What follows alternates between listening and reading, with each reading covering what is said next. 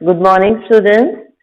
So today we are here to start our lesson, and we are going to start it from 105.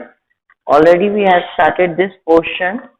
In this, we had new religion and tradition. We had seen the Mahayana and Hinayana. Then we had seen the Puranic Hinduism.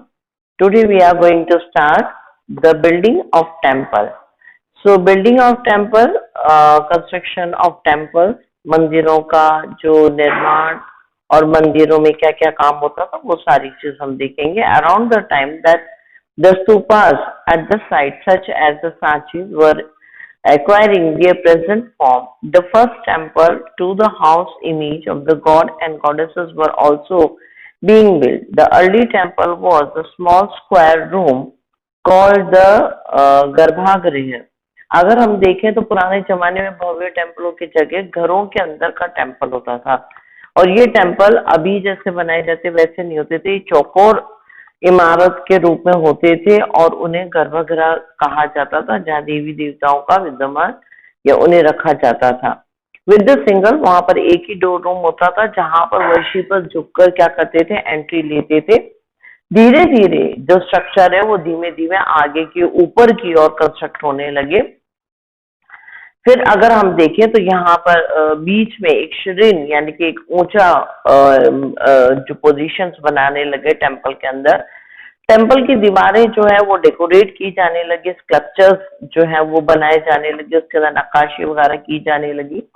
Letter जो temple है उनमें बहुत ज्यादा embroidered और statues जो है वो दिखाई देने लगे। इसके अलावा बाद में जाकर अगर हम देखें तो बड़े बड़े तालाब नहाने के लिए और जो हम कह सकते हैं देवी देवताओं को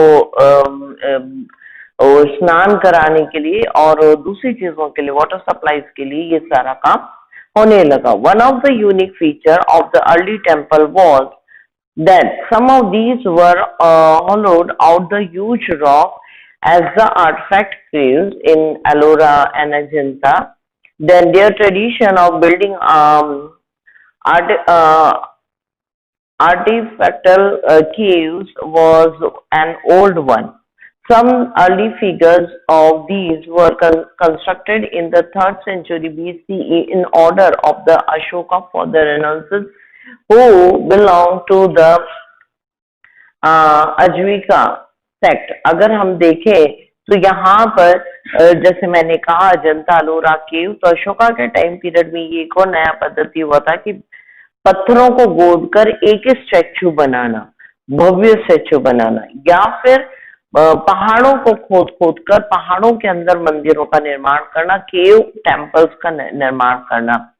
अगर हम देखें तो अलग अलग जगह पर 18th सेंचुरी में जो कार्विंग बड़ी बेहतरीन तरीके से कार्विंग करके कैलाशनाथ यानी कि शिव जी की जो टेम्पल है वो सब का निर्माण किया गया। कैलाश टेम्पल आप सब जानते हैं अजंता एलोरा का। वैसे तो अजंता एलोरा बौद्धिज्म को डेडिकेटेड है, पर वहां पर एक केव बनाया गया था जो कि खास तौर से जो शिव जी और हिंदुज्म को डेडिकेटेड है। तो वहां पर जो एक केव था उसका नाम है कैलाशनाथ, और वहां पर अगर हम देखें तो अमेजिंग फैक्टर्स, मतलब चित्रकार ने चित्रों को या नॉट चित्रकार स्कल्पचर्स में जो बनाए गए हैं पत्थरों को गोदकर, तो वो अपने आप में बताती है कि वो चीज क्या कहना चाहती है। So now we are coming in the next major topic, can we see everything? क्या हम हर चीज देख सकते हैं या क्या हम आज इतिहास के बारे में हर चीज को समझ सकते हैं? क्योंकि इतिहास इतना बड़ा है और जैसे हमने पहले भी पढ़ा वो एक डायनामिक है, आज भी उसके बारे में बोला जा सकता है। चित्रों के द्वारा वो कई चीज समझा रहा है, परंतु हमें समझ नहीं आएगा जब तक कि हम पौराणिक कथा और पौराणिक किताबों, संस्कृत और पाली और इसके ज्ञानवान नहीं होंगे। But now you can have a glimpse of the rich visual tradition that exists in the past, present in bricks and stone architecture, sculptures and painting. We have seen that much has been destroyed and lost over the century. Nevertheless, what remain has been prevented then convey a scene of the vision of artists, then sculpture, then masons, then architectures who created this sculptural work. अगर हम देखें तो ये सारी चीजें क्या है, उस जमाने के जो कलाकार थे वो क्या चाहते थे, वो लोगों को क्या सिखाना चाहते थे, वो क्या बता रहे थे इनके द्वारा, वो सारी चीज आज हमारे पास अवेलेबल है। हो तो है ये बात की कुछ चीजें मिट चुकी हैं, परंतु ज्यादातर हमारे पास में आ चुकी है और हम इसे जान सकते हैं। ये बात जो है 2000 साल पहले से शुरू हो चुकी, 2000 साल पुरानी बात को आज समझना या उसको अपने तरीके से एक्सप्लेन करना में ये सारी चीजें हमारी हेल्प करती है। So, grappling with the unfamiliar things, then it will be used to recall that when 19th century European scholars first saw of the sculpture of the god and goddesses, they could not understand what these were about. Sometimes they horrified by the seemed gorgeous figures with the multiple arms and head, or with the combination of human and animal form. जब शुरुआती दौर पे अंग्रेजों ने खुदाई की और अंग्रेजों ने जब इन चीजों को प्राप्त किया तो उनके समझ में नहीं आया। कई बार तो वो डर गए थे इस चीज से, क्योंकि उन्होंने देखा कि बहुत सारे हाथों वाले, बहुत सारे अश्त वाले, आधा इंसान आधा जो पशु, और इस तरीके की जो देवी देवताओं की आकृति और बहुत सारे सिर वाले, तो ये जो चीजें थी उनके लिए अजीब थी, उनके कल्चर से डिफरेंट थी, वो लोग इसको समझ नहीं पाए। परंतु आज की तारीख में अगर हम देखें, these early scholars try to make the sense of what appear to be a strange image by comparing them with the sculpture with which they were familiar and from ancient Greece. While they often found earlier Indian sculpture inferior to the work of the Greek artisans, they were very excited about the discovery image of the Buddha and Bodhisattva that were evidently based on the Greek model. These were more often than not found in the northwest, in the cities such as Takshila and Peshawar, where Indo-Greek rulers had established the kingdom in the 2nd century BCE. अगर हम देखें तो बाद में जब हमारे archaeologist लोगों ने इन चीजों को क्या किया, पता लगाया, इन चीजों का ध्यान किया, तो उनको अचंभित करने वाली कई चीजें सामने आई, जैसे कि बुद्ध भगवान और बोधिसत्वा, इन दोनों के बीच में जो मतलब दोनों ही एक थे, परंतु उनके निर्माण, उनके ह्यूमन बॉडी को जब उन्होंने क्रिएट किया था तो इंडो ग्रीक कल्चर में किया।